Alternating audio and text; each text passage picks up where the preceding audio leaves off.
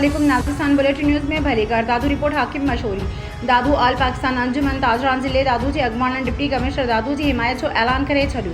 अंजुमन ताजरान ज़िले दादू सदर मोहम्मद अमीन जमाली, नायब सदर वज़ीर यूनिस रोदनानी, सीनियर नायब सदर जावेद अहमद कुरैशी, जनरल सेक्रेटरी गुलाम नबी लगारी ऐं ॿियनि उहिदेदारनि मीडिया सां ॻाल्हाईंदे चयो त DC दादू फ़हीम अहमद चाचड़ जे हुकुम तहत दादूअ जी AC डॉक्टर शाहनवाज़ मीरानी पारां खीर में केमिकल मिलावट कंदड़ शहरनि जी मुख़्तलिफ़ होटलनि ते छापा हणी होटल मालिकनि ते ॾंड विझी होटलुनि खे सील कयो वियो।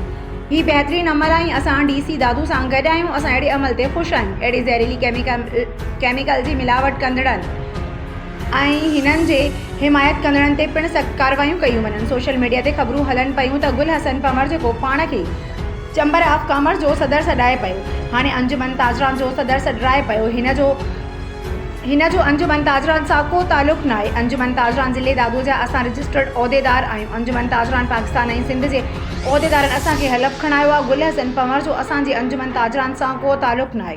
हिन खीर में ज़हरीलो केमिकल मिलाईंदड़ होटल मालिकनि जी हिमायत कंदे DC दादू खे शहर में शटरबंद हड़ताल जो सितार ॾिनो आहे। असां DC दादू सां गॾु आहियूं।